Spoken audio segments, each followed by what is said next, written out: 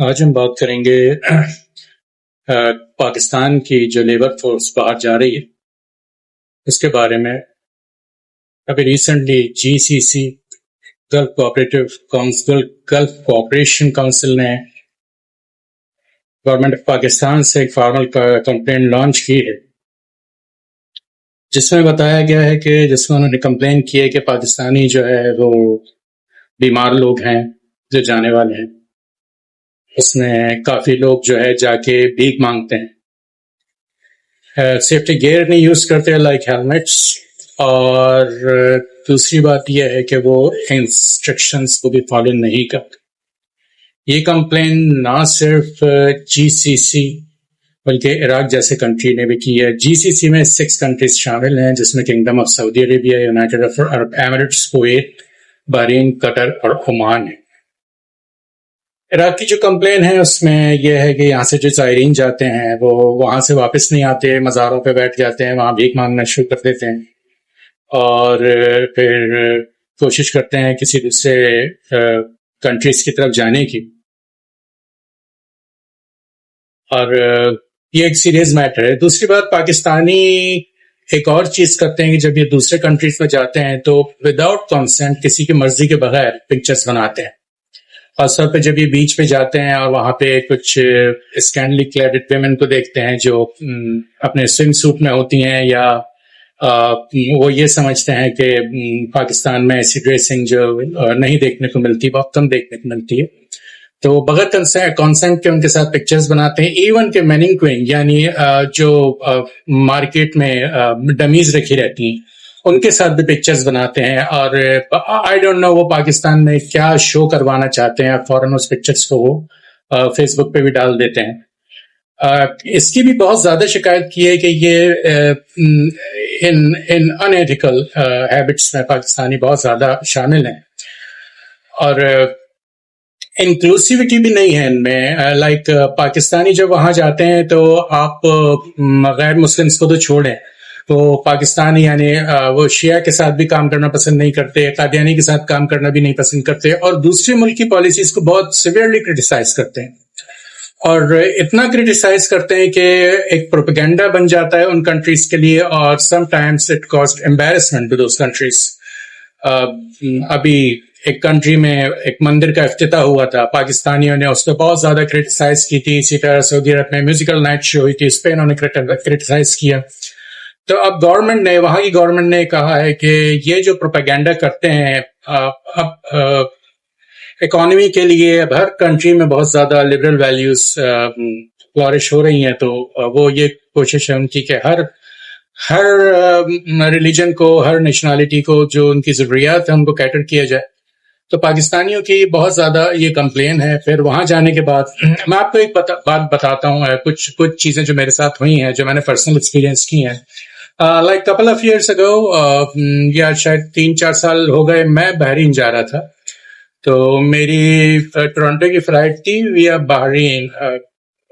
اتفاق تھا کہ جس پلین میں بحرین جا رہا تھا اس میں لائک 90% ہمارے وہ لوگ تھے جو بہت زیادہ ایک دور دراز گاؤں سے تعلق رکھتے تھے. وہ کراچی بھی پہلی دفعہ آئے تھے، اور وہ ایسے فار فلنج ایریا سے تعلق رکھتے تھے کہ وہ ایک دوسرے سے بات کر رہے تھے کہ کراچی کا یا تم نے لالو کھیت دیکھا، یا جسٹ امیجن کہ وہ بیچارے ایسی جگہ سے تھے.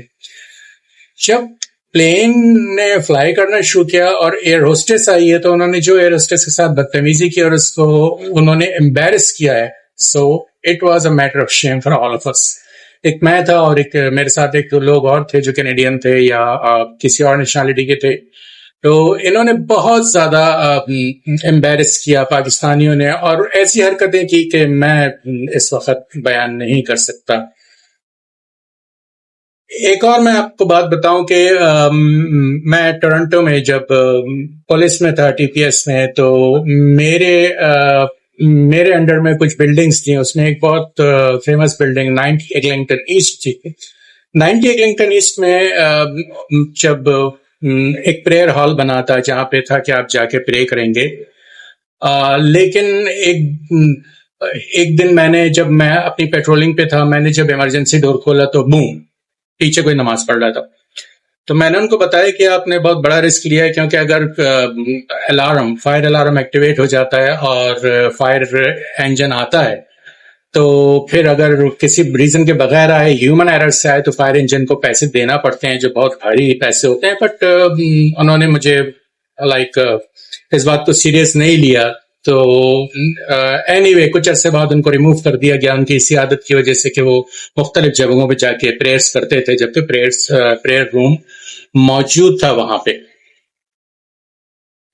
یہ ساری چیزیں پاکستانیوں کے لیے بہت امبیرسمنٹ کا سبب بن رہی ہیں، اور اسی لیے پاکستانی کسی اونچے مقام پہ وہاں نہیں پہنچ پا رہے ہیں انڈین کے مقابلے میں. آپ دیکھیں گے بیسٹ 5 کمپنیز جو ہیں ہمارے پوری دنیا میں، ان میں انڈینز انفلٹریٹ کر چکے ہیں اور اپنی قابلیت سے وہ گئے ہیں وہاں پہ، اور ان کمپنیز کو لیڈ کیا ہے انہوں نے. اور انڈین جو لوگ ہیں وہ پوری دنیا میں، ایون کہ اب انڈین ڈیسینڈ لوگ جو ہیں وہ ڈیسینڈنٹ جو ہے وہ امریکن گورنمنٹ میں، یعنی کملا ہیرس ہے، رشی سناک ہیں، بیکاز وہ جاتے ہیں اور وہیں کے حساب سے، یا جب جو کوشش کرتے ہیں کہ وہیں کے حساب سے ایڈجسٹ ہو جائیں،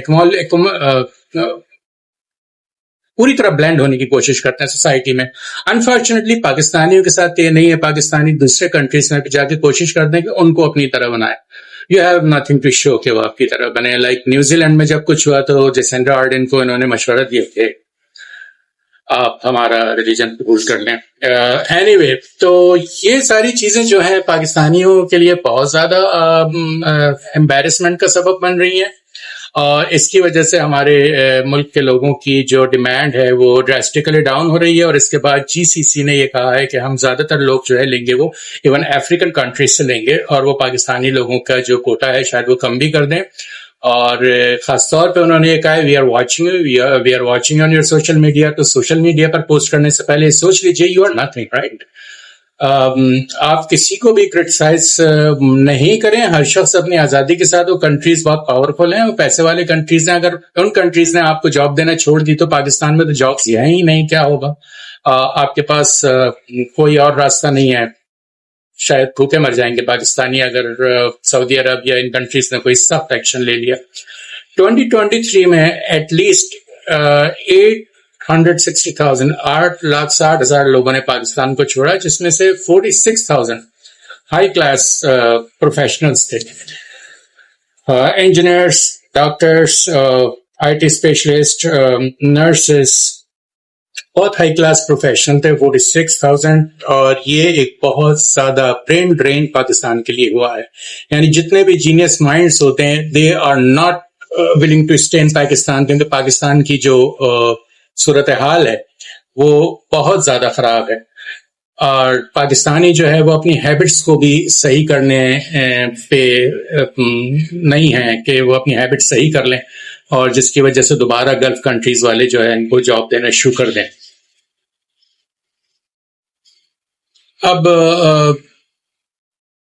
ہمارے یہی وجہ ہے کہ آپ دیکھیں ہمارے ایون کے جرنلسٹ بھی آپ کو کوئی پاکستانی ایسے نہیں نظر آئیں گے کہ جنہوں نے باہر جا کے کوئی نام پیدا کیا یا وہ کسی بڑے میڈیا آؤٹ لیٹ میں ان کو کام مل گیا. بیکاز اس کا ریزن یہی ہے کہ پاکستان میں ایک ایسا ٹرینڈ ہے کہ آپ بغیر کسی فیکٹ چیک کے، بغیر کسی